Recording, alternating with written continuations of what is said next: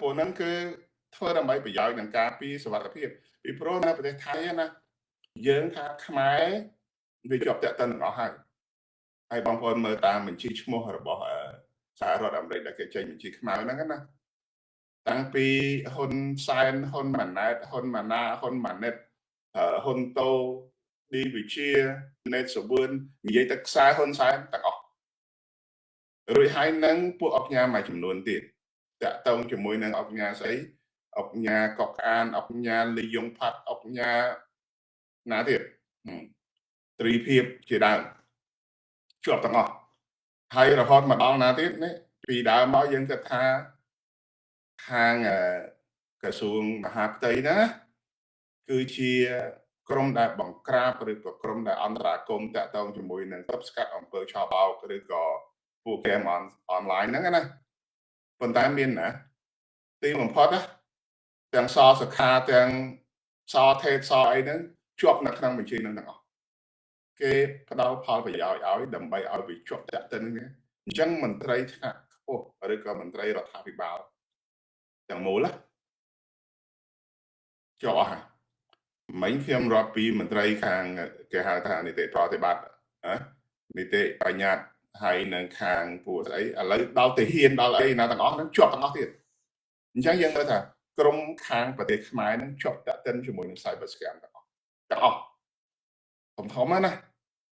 ដូច្នេះរឿងអីដែលគេមិនអាចប្រើអំណាចដែលមាននៅក្នុងដៃហ្នឹងបង្កើតព្រឹត្តិការណ៍ទៅដើម្បីបង្រៀនកុំឲ្យ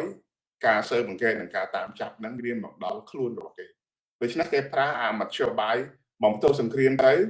ងាប់ប្រមាណរស់ប្រមាណឆ្នាំទៀតក៏ធ្វើទៅដើម្បីបន្តអំណាចនឹងការគ្រប់គ្រងឱកាសរបស់ខ្លួននៅក្នុងពេលដែលខ្លួនឯងមានឱកាសអញ្ចឹងរឿងនៅកន្លែងហ្នឹងហើយវាស្របពេលទៀតស្របពេលត្រង់ថា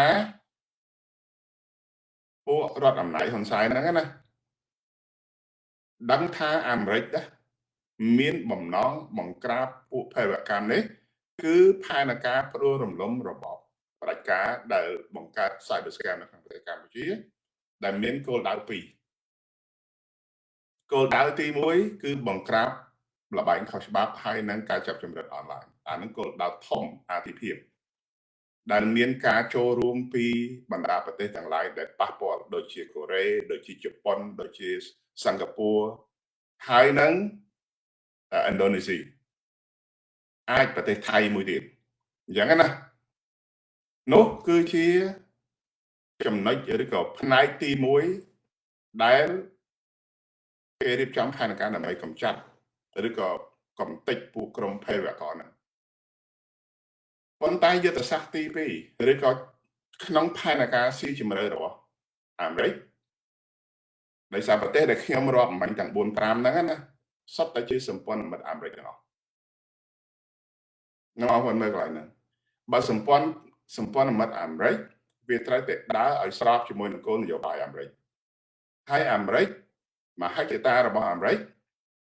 គឺដណ្ដើមភូមិសាស្ត្រនយោបាយពីដៃរបស់ចិនដែលចិនកំពុងតែមានឥទ្ធិពលលើកម្ពុជាលើថៃលើ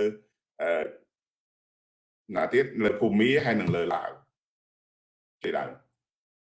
អញ្ចឹងបើសិនជាភូមិសាស្ត្រនេះអាមេរិកកាំងរៀបចំដណ្ដើមពីប្រទេសចិនវាតបតែផ្ដួលរំលំរចនាសម្ព័ន្ធនយោបាយដែលជារណបរបស់ចិនទាំងអស់គឺពួកកុម្មុយនីសផ្ដាច់ការហ្នឹងអញ្ចឹងវិធីនេះវាស្របទាំងពីរទី1បង្ក្រាបបនលបែងទី2គឺផ្ដួលរំលំរបបដែលជាកូនជើងកូនដៃរបស់ចិនដូច្នេះកម្ពុជានឹងប្រែប្រួលឬក៏នឹងផ្លាស់ប្ដូររបបនយោបាយអាចនឹងមកនៅក្រោមអំណាច